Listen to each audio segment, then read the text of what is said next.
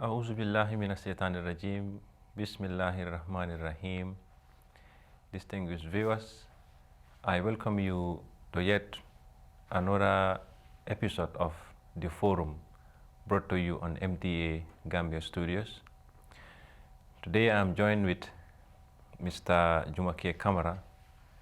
Mr. Jumake Kamara is the Director of Communications of the Ombudsman of the Gambia. You are welcome, Mr. Jumake Kamara. Thank you. In our last episode, we were talking about presidential elections and also voter registration process. In our last episode, we were joined with Mr. Sedikan, who is not available today. So we dive directly into the question, Mr. Kamara.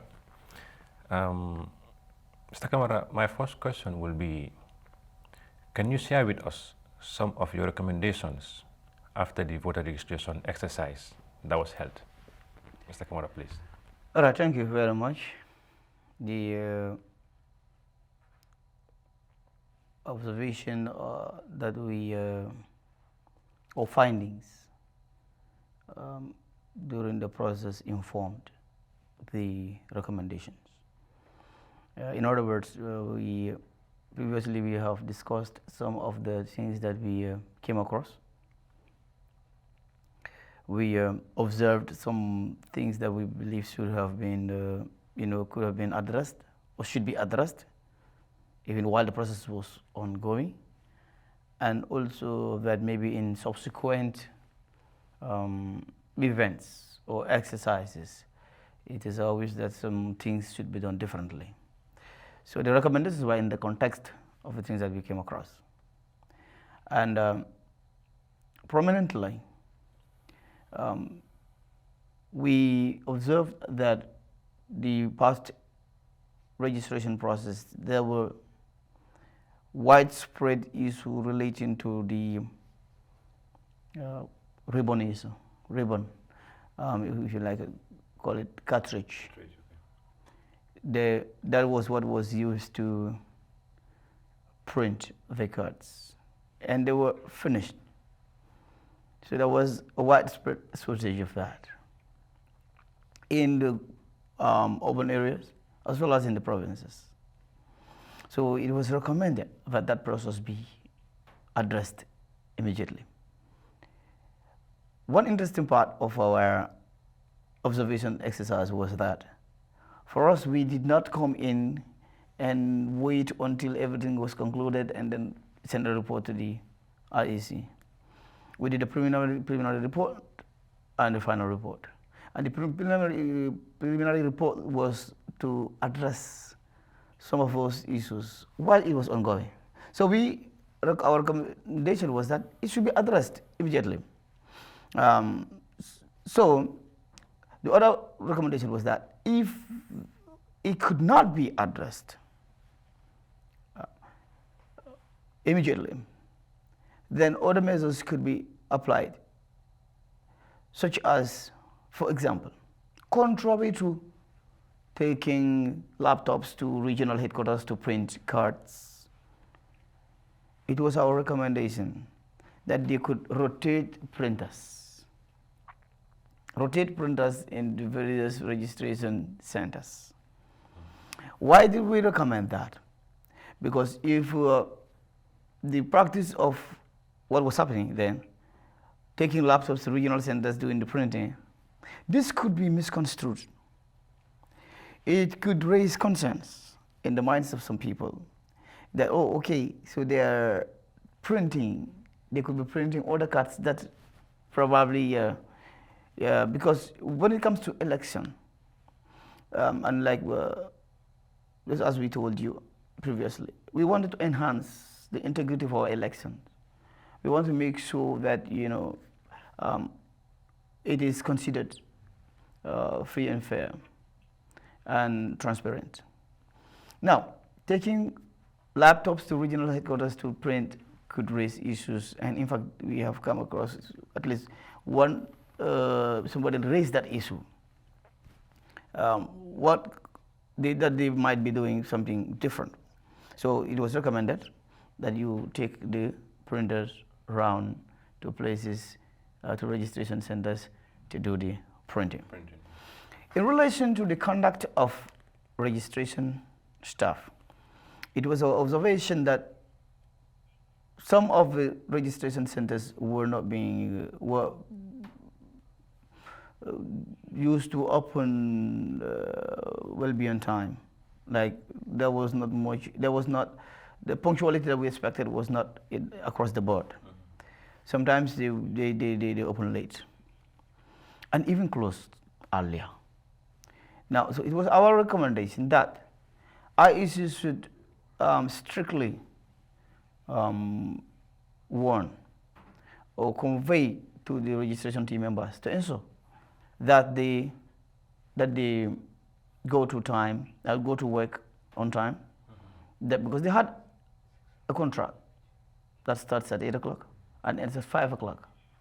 So that the recommendation was that they should ensure that this message reach their members to ensure that they are punctual, that they open on time and they close on time at the right time. Then the other issues that relating to our recommendation was, in order to prevent team members doing just anything they like, no, not when I say anything, I mean like playing each other's role. For us, it is our belief that that should only be done when there is when the one of the team members is absent, that somebody can step in and help to do his work role, play his role. But if that is not the case, it was a recommendation that they should strictly observe or play their roles, because there's a reason why there is a separation of responsibilities, and those responsibilities should be strict adherence to that, so that if there's wrongdoing, there can be accountability, but also to ensure that the right thing is done. Maybe if you step in for me and I'm there, you may not do it efficiently. But whatever is the case, it is right, it is better, it is in accordance with the right procedures that everybody should play their role. And now within the team members too, you have the issue of the police. It was a recommendation that the police should go to registration centers in uniform. This will enhance the security. Where you have a police in Mufti and everybody's in Mufti at the registration center, it may appear that there is no security. This can encourage people who want to behave or misbehave at polling centers to do so. And also the fact that the mere sight of a police officer in uniform, I think, is a preventive, is a deterrence to some people who may want to do otherwise. And so police wearing mufti, going to the desk, doing other, registration work is something that we recommended against. And if you look also during the process, they were printing cards that were having white streak on them. For us, we thought that our investigation, not investigations, but inquiries was pointing to the fact that some of the fact that they were printing in the open, there could be dust particles in the machines that was causing the white streaks. So in order to enhance the quality, it was our recommendation that the printing be done indoors. When you look at the setup, it is more and more increasingly a concern that when we are talking about citizens, disabled persons are also very important people. And if you look at the places where IEC was doing the registration, they have, for example, schools, which means that you had space within which you could erect, houses, on the ground, and not necessarily using classrooms all the time.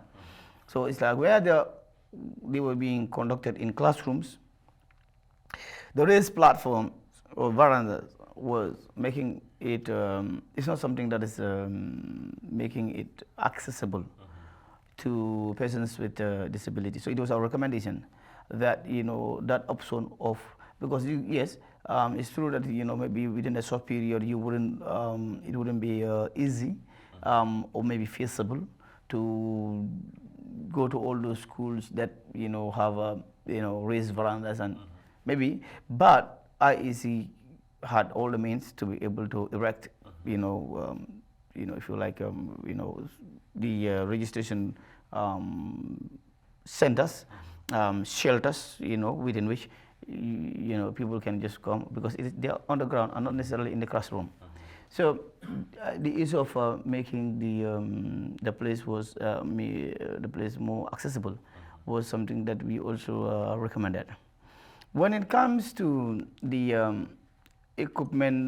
equipment, during the process, it was not only about the printing. They experienced difficulties relating to some of the equipment like the UPS, maybe generator not working. The issue of electricity, maybe the UPS is not, and sometimes it is not even about major equipment issues. Maybe issues like electronic tone pad not working or not there. The even forms, sometimes. So it was a recommendation that when it comes to some of those small issues, there shouldn't be a situation where you are not progressing, making doing registration because the form is that's not resource constraints. Sure. Electronic tone part, I don't know how much it costs, but it's our view that probably that is also not huge amount of money that you will see, because resource constraints are responsible for those things not being available. But when it comes to the general idea of equipment, it was our view that IEC should ensure that when it comes to major exercises like that, when they work with contractors to supply them with equipment, there is a warranty provisions to ensure that broken equipment should be replaced.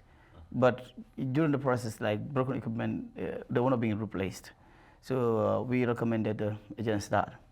When it comes to also the issue of the attestation, the eligibility documents for IEC, it was like the birth certificate, ID card, passport, and attestation. So, and what happened in the election, in the registration, it was that it's like supervisors were overwhelmed with the issue of attestation. It was kind of a major issue in the sense that so many people didn't have birth certificates or ID cards or passports. It's like we were people without documents, like Gambians were there, without documents. And that was also something that the Ombudsman recommends, that, it is better to remove, for other reasons, of course. There are also other reasons attached, that it is better to remove. That we recommend that we remove that from the documents, eligibility documents. Because ID card, passport, birth certificate, that should be sufficient for the country to limit itself to those documents. There are other forms, other recommendations that probably relate to the behaviors of people, that we say, okay, maybe there should be sufficient awareness creation by IEC, because sometimes the way people behaved, when I say people, I mean applicants. And their behavior in relation, during those exercises, maybe certain things are not clear to them. Issues like maybe the prioritization and other issues. There are issues that we believe with adequate sensitization, engagement, and discussions on certain matters. People should know that they are supposed to conduct themselves in certain ways for a smooth process. But even the timing also, it was in the rainy season, July, right?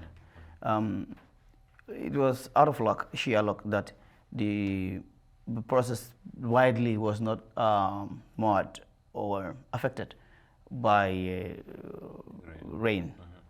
But in the provinces, it happened in a few places where you had to wait, go somewhere, allow the process. So that is bad planning. So it is important that when I see the commission plans major exercises like that, they do so looking at all the factors that are likely to inhibit or prevent the process from going on smoothly. The next question here is for Mr. Sedikan actually, but I will still put it to you. Can you share with us some of the recommendations that were made during the presidential elections? If you look at the queuing, that was a major, that was something that was causing some inconvenience to people. And what happened was, for example, you heard somebody will join a queue and he will be on the queue until he is about to vote, or he comes to vote to get his ballot to vote, and he's told no, his name is not in that document. Like registration. He should go to another place. So it was our recommendation that why was that happening is because for us, the assistant polling officers, their role was not felt. They were not highly visible. Assistant polling officers are supposed to be standing around where the people were and guiding them, giving them guidance. They're supposed to be talking aloud to the people to say, look, certain number of people, let's say, the cameras are supposed to be here, the CCS cameras from A to this are supposed to be here. Are you sure that, to ensure that, people know that, okay, this is my right place. Or if people had doubts, look at their cards and direct them to the right place. Or even when people just come and they look at their cards and direct them. So that directions that was not being done. So, and it caused some people, inconvenience. In fact, there were instances in which some people would go home out of frustration, say, okay, no, I'm not even going to vote. So it was our recommendation that the assistant polling officers should be retrained. Or this issue be emphasized to them so that they give the needed assistance to the voters. If you look at also some of the places, there was overcrowding. And the issue of overcrowding, even in the, how do you call it, registration, sorry, that was not the question, but since they are related, even in the registration, it was our recommendation to decongest places. So it is not good practice that, when you're offering service, you are making people feeling inconvenient or not comfortable because they're packed together, because the place is too crowded, too chaotic. That's not something that is supposed to be done. So even in the registration process, we recommended that some of those villages, for example, they will bring a number of villages to say this registration center is for village A, B, and C. So it was a recommendation, and that was even done in some other places. That you have, okay, for these days or these times, this village should come, or this village should come, and then they have their times. So we recommended that be replicated. So now you come to the election too.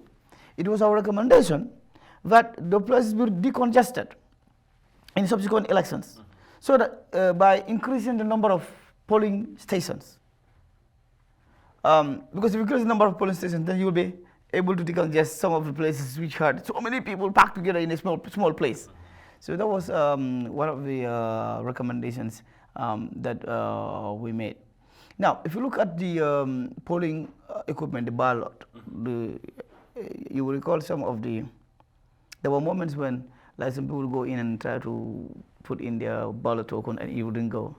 So of course the process was resolved by just increasing the hole.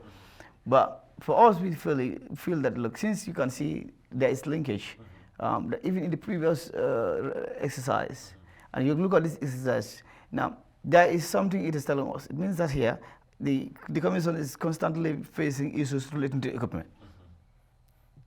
So that is something that it needs to avoid. One, if we have specifications for the ballot drums, whoever the contractor is, he must ensure that any ballot drum that is deployed for use on election day should be tested. Because it's not difficult to just make a ballot drum, right, a hole, right, take the biggest of the marbles, put it inside, and it works, right? So if you have some specifications relating to how the hole, then you know these are not small issues. You would think somebody may think that these are small. They're not. You see, during the election, some people were complaining because they wanted to go vote for their candidate. And they realized they could not vote. They say, "Oh, okay, this is your plan." It's actually not a plan. We do not believe it's a plan. Yeah, sure. It just means that the commission didn't seriously take note of some of these relevant issues, and that should have been the first exercise where equipment issues were a constant process. I mean, inhibitor, if you like, making it less progressive, less smooth. This was something that they should have ensured that any equipment that they were going to deploy. So we recommended that IEC should henceforth, ensure that any equipment that it is deploying for use, but that it is suited, it is well placed. I mean, that it can do the job. Now, when it comes to the accessibility part, that was also something that also applied to and sometimes also when it comes to procedures, procedures are also issues that we were looking at. For example, even in the registration, sorry, I'm always taking you back because they always link. Even in the registration process, like you look at the procedures, for example, they will say, "Oh, you should ask people if you have voted," but they were not asking people. You go to places, you come, nobody asks you, "Have you registered anywhere?" So you see, so for Ombudsman, we are concerned about procedural issues.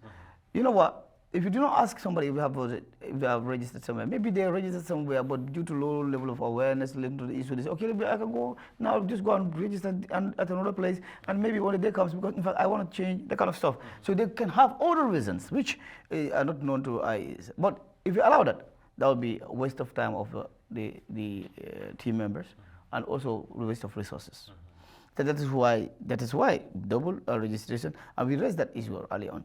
I think double registration issues were so if you come to the procedures also in the how to call it, election, the procedures that are, for example, like counting the ballot.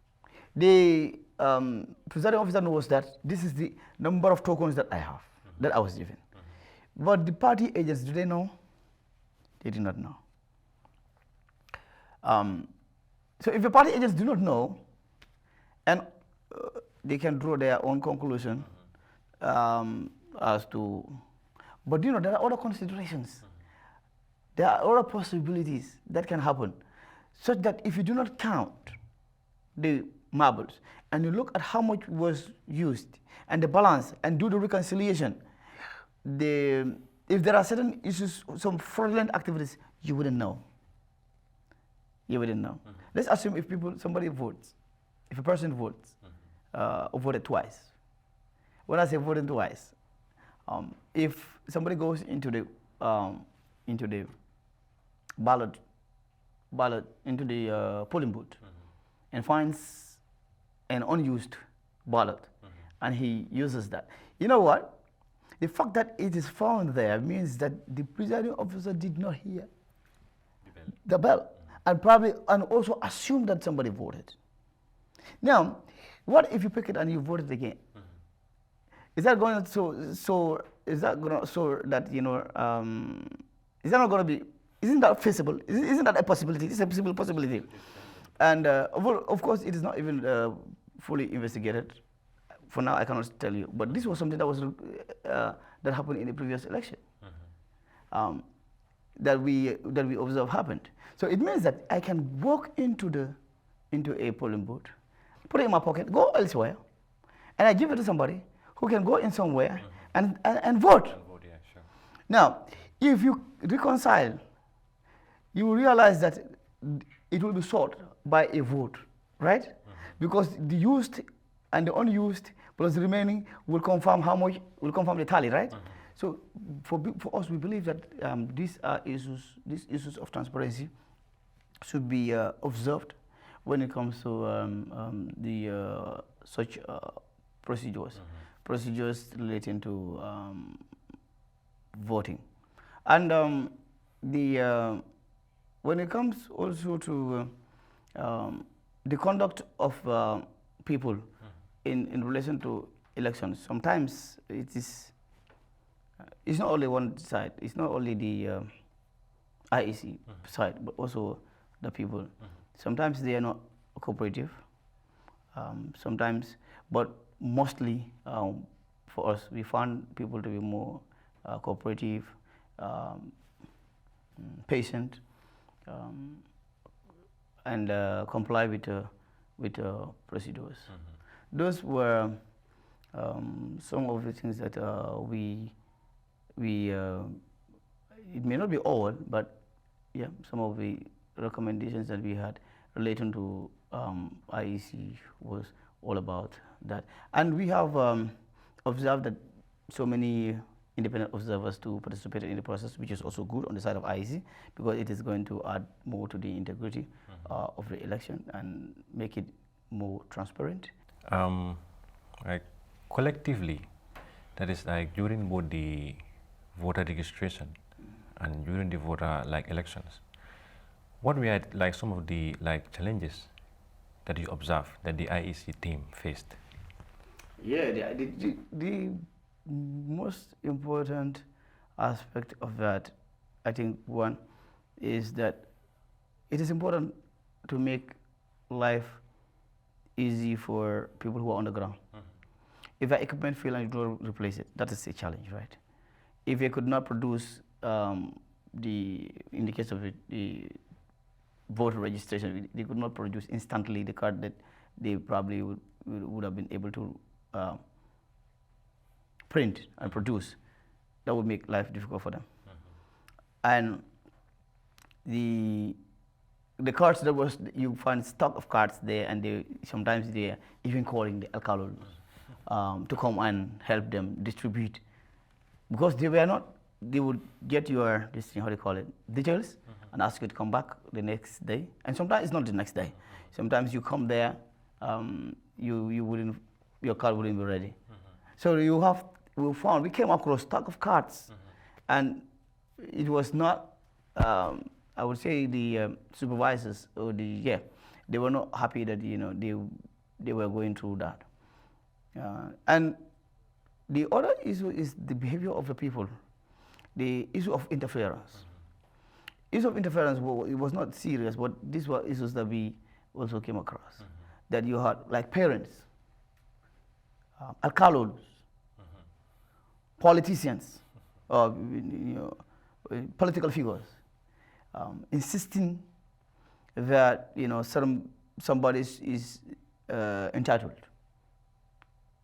Maybe a supervisor in the car quarreling over attestation, or parents say, no, my child is due for, is qualified, is eligible, and he will be 18.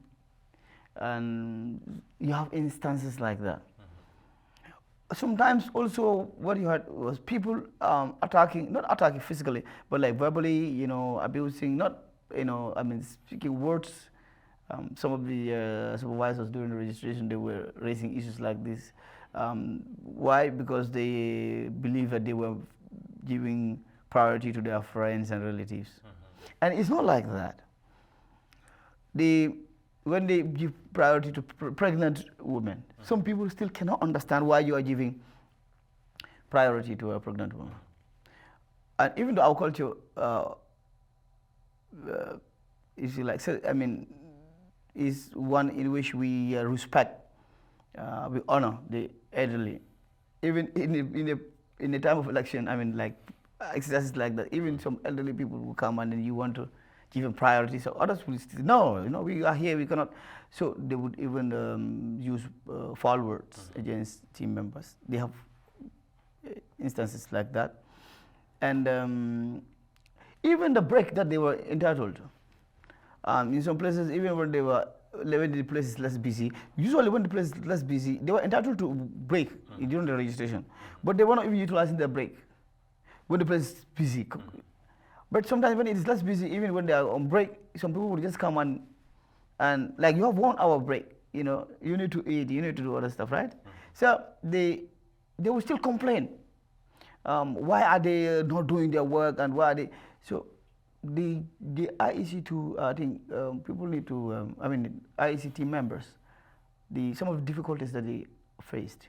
These were issues that we needed to, that could have been avoided, in the sense that people need to know that they also have a responsibility to behave.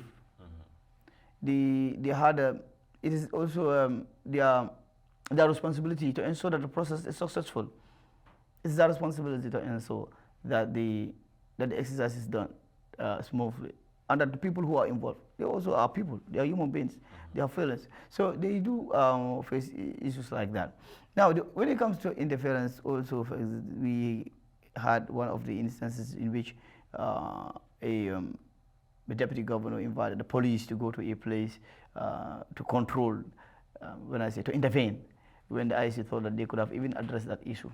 Because sometimes there were issues relating to, for example, in that instance, the village members said no, people from that village should not come and register in their village because the registration team was in their village. Why would they not register? And that kind of conflict. These are issues that IEC should be able to resolve without bringing the police.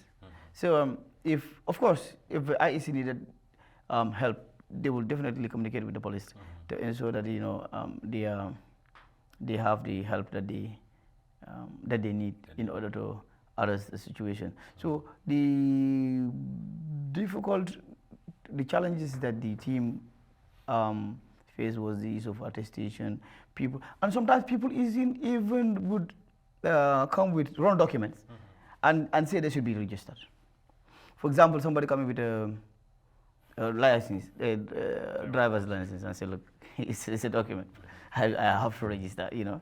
Or somebody come with a mobile phone and open his mobile phone and say, you see, this is my ID card. You know, do you understand? You open the mobile phone. You can see, this is not me.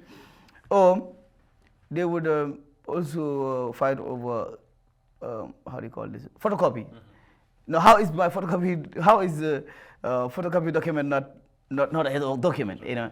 So, whatever is the case, for example, in this case, are you not supposed to know that driving license is not part of the document?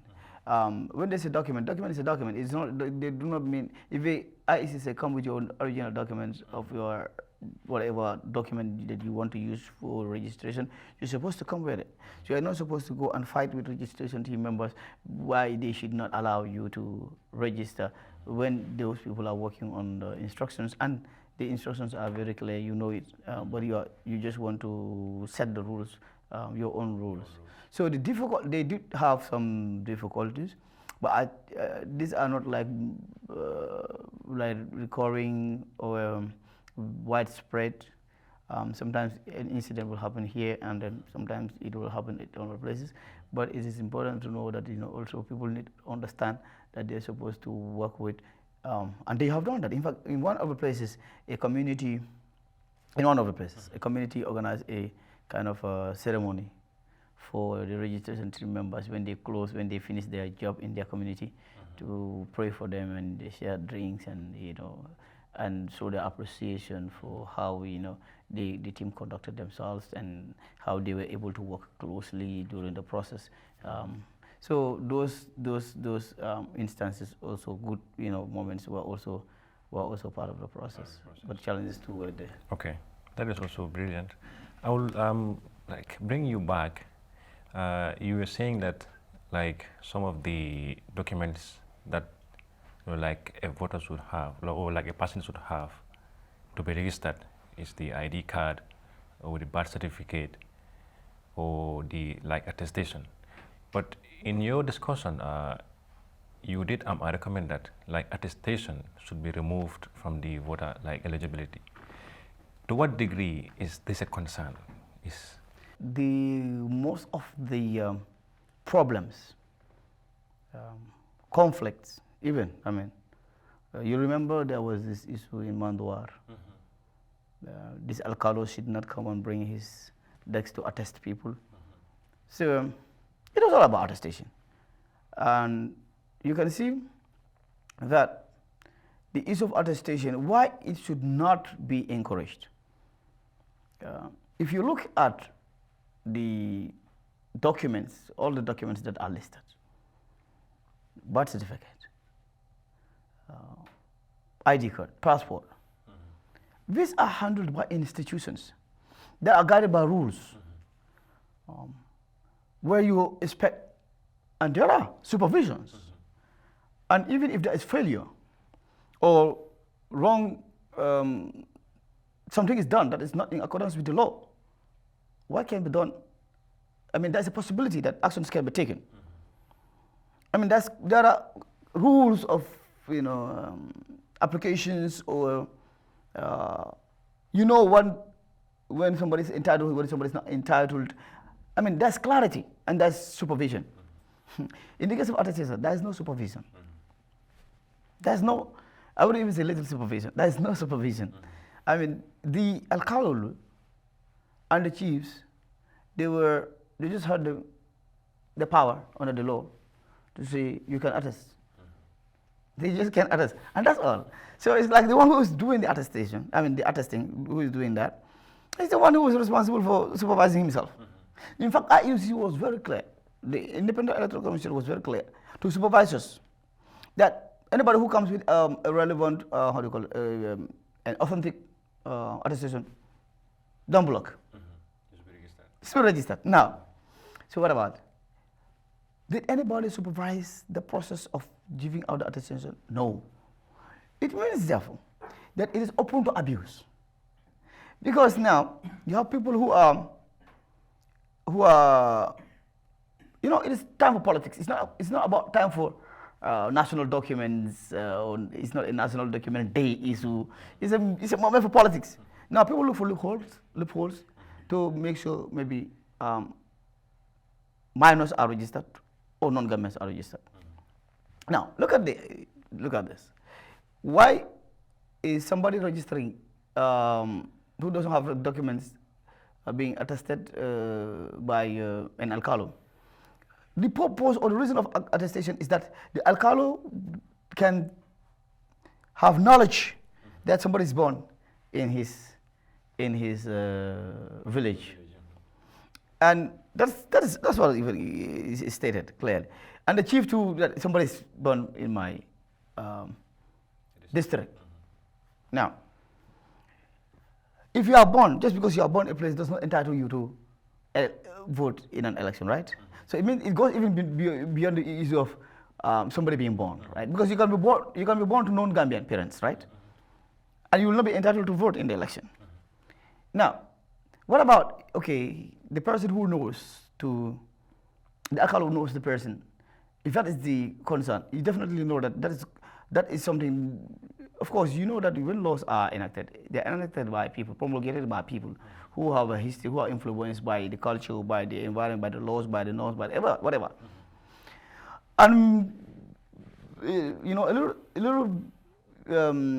if you look back, you know that in the Gambia, it's like we are lack of community where we know each other and that kind of thing. Is that the case up to now? It's not the case, right? And the fact that you can vote in a place where you are resident. I am from Kauru. But I did not vote in Kauru. I voted here in Talending, right? And there's no way the people of Talending would know about my nationality. It's not possible. The Alcalde of Talending cannot. The elders of Talending wouldn't know about my nationality. But this is where I vote, right? So it's like it is something that is open to abuse. If you say, you don't have to know the person, then the whole purpose is defeated, right?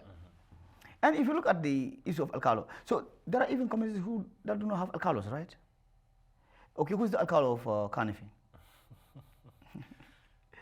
That is why the people of Carnifing, they were going to Joshua, right? They were going to Joshua for attestation, right? What about Brusubi? Who is the Alcalde of Brusubi? Who is the alcalde of Bruceby? Sure. So it means that because Bruceby, as the name implies, Burufut, Sukota, Bridgelo. Now, who issues? What rule is there? Is it that the side of Bruceby, Bridgelo goes to Bridgelo, the side of it's not there. I mean, it's not like nobody has stated this. Nobody. It's not that in the law it says there are mechanisms as to how we overcome these obstacles, and also when there are attempts by nationals, non-nationals or minors to register, and that is one of even our recommendations. Because I would remember all of the recommendations that we should make it hard for people and even punishable for people to who attempt to register. There were instances or attempts to attempt here, maybe it does not work for you. You go to another place. It's as simple as that. If you attempt and you are rejected, and that's all. That's all. That's all. It's not like it is recorded, or somebody who is a non-national has attempted to vote, or somebody who is a minor, or somebody has tried to register his minor child. I mean, a child who is underage, or a political figure has tried to. It's not. It's completely absent. So it was something that is open to abuse. It was something that is open to abuse. Now the chief having knowledge of the people who are born in his district. How is that? How is that feasible? I think previously there were, some little bit of regulations relating to maybe 5 elders. Also, not all of those things were removed. So it's like you're making it even easier for people to not think it is important to have national documents.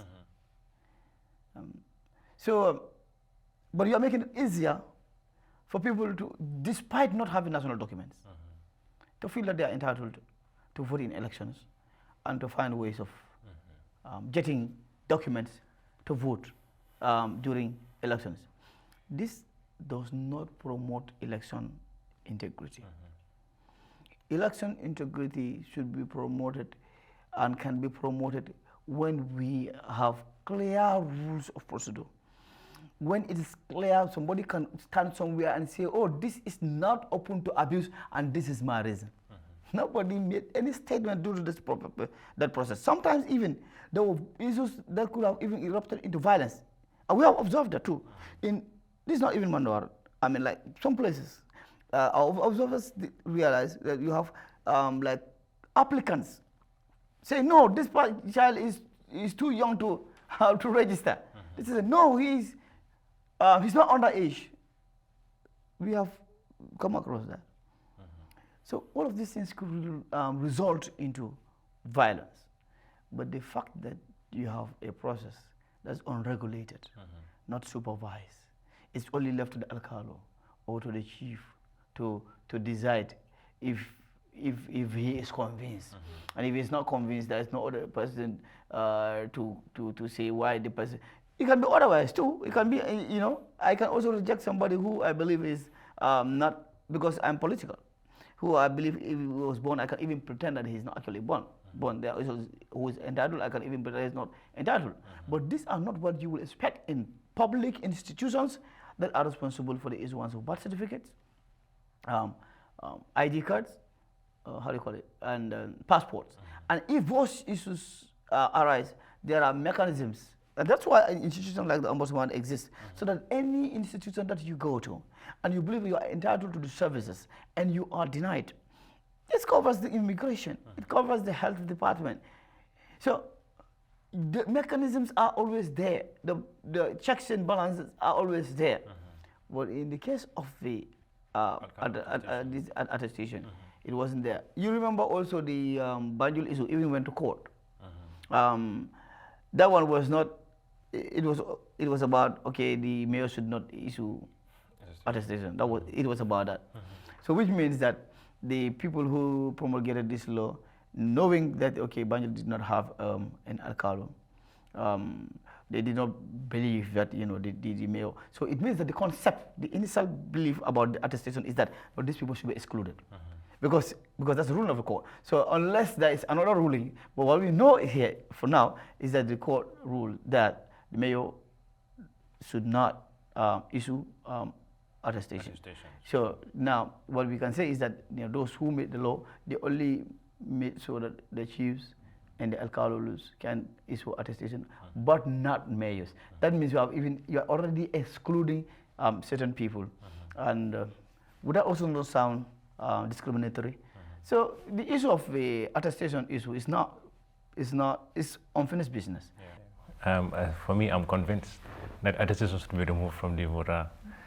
So that is all that time have allowed us, distinguished viewers.